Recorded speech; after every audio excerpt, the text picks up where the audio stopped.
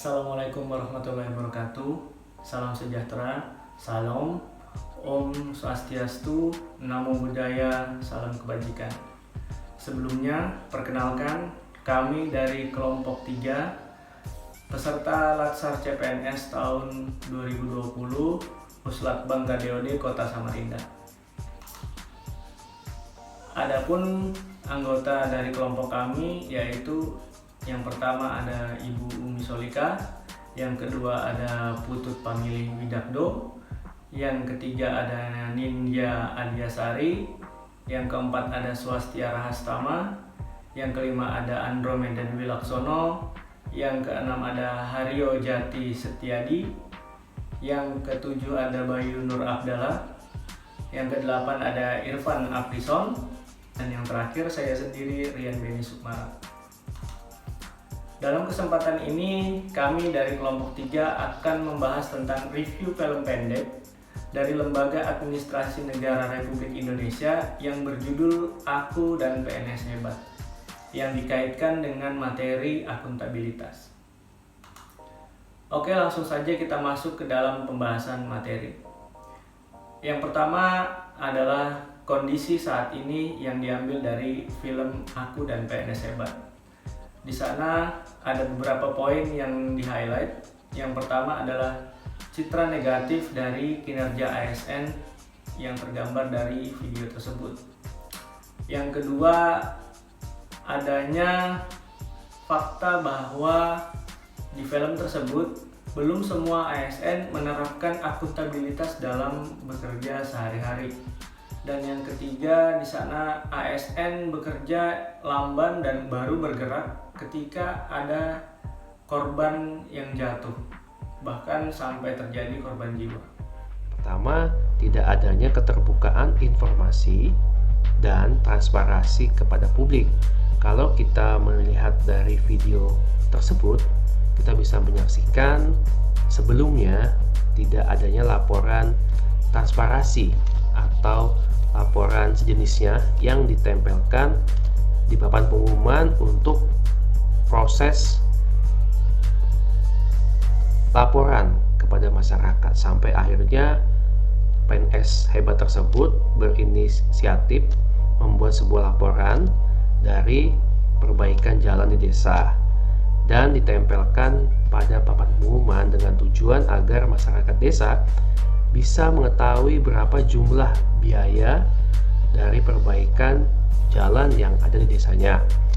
Nah, yang kedua, stigma tentang bagaimana pelayanan PNS yang masih dianggap tidak sepenuh hati dalam bekerja, sehingga kadang nilai kerja yang ditunjukkan itu terkesan semaunya, tidak berorientasi pada kualitas layanan bagi stakeholder.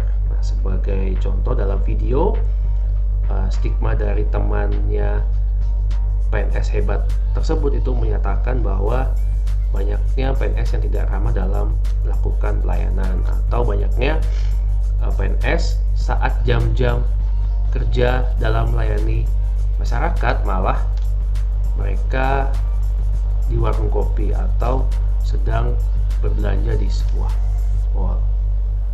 Mengenai identifikasi masalah, jadi ada beberapa poin yang perlu dibahas mengenai identifikasi masalah.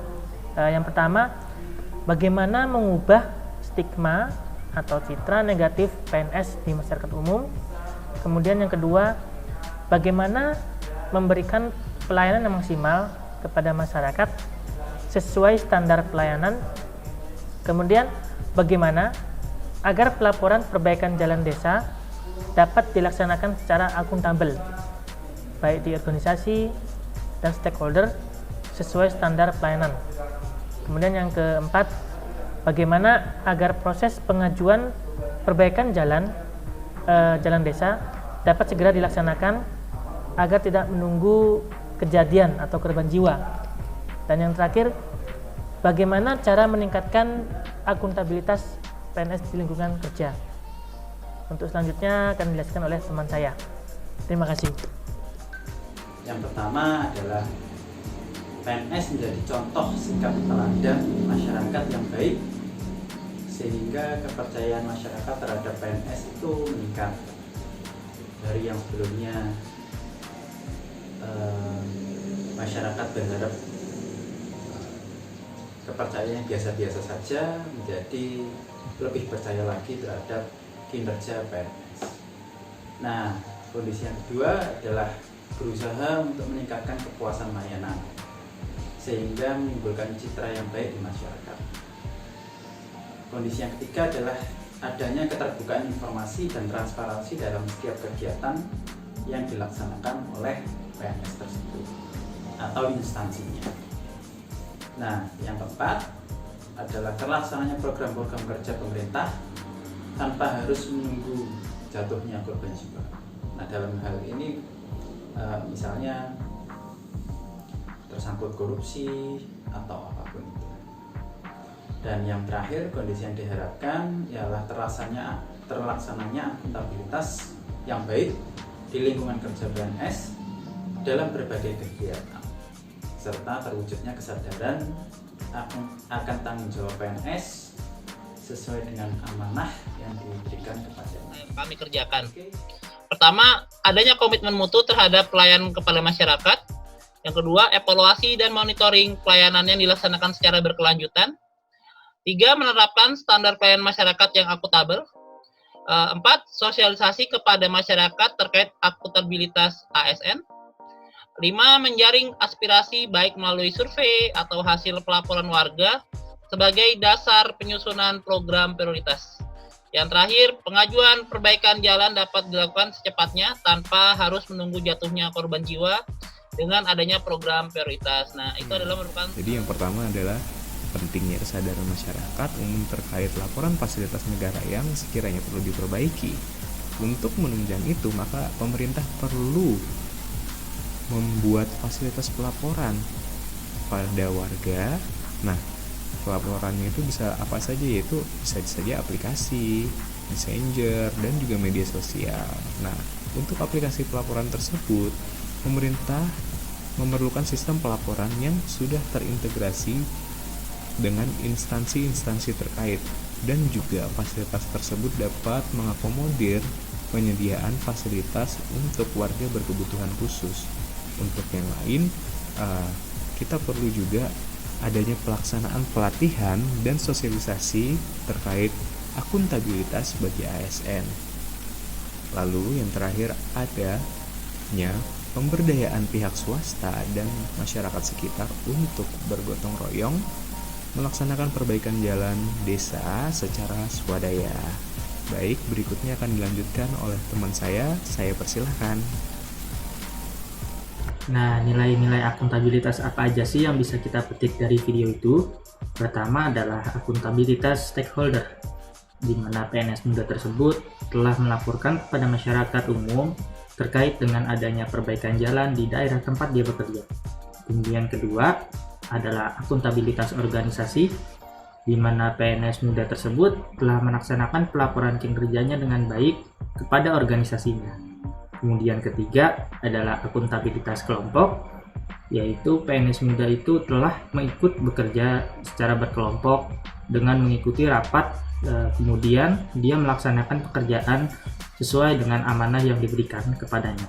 Baik, di sini saya akan melanjutkan terkait dengan penjelasan nilai-nilai akuntabilitas, yaitu akuntabilitas individu, di mana pada video tersebut dapat kita lihat bahwa PNS muda atau Pak Jaya di situ perannya telah melaksanakan tanggung jawabnya sesuai kewenangan yang diberikan oleh atasannya, yaitu melayani masyarakat sesuai standar pelayanan dan memberikan informasi atau transparansi kepada masyarakat umum terkait perbaikan jalan, yaitu dengan menempelkan laporan pertanggungjawaban di mading kantor, sehingga di sini masyarakat luas mengetahui terkait dengan laporan perbaikan jalan.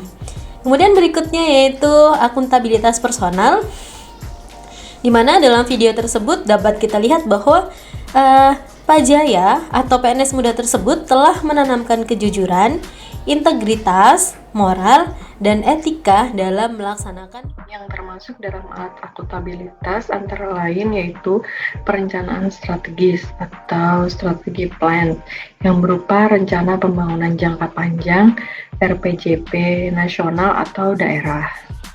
Kemudian ada rencana pembangunan jangka menengah atau RPJM nasional atau daerah dan rencana kerja pemerintah atau RKP nasional dan daerah,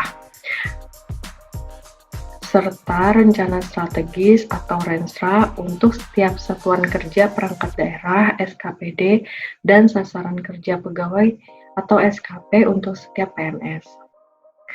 Kontrak kinerja. Kontrak atau perjanjian kerja ini merupakan implementasi dari Peraturan Pemerintah Nomor 46 Tahun 2011 tentang penilaian prestasi kerja PNS.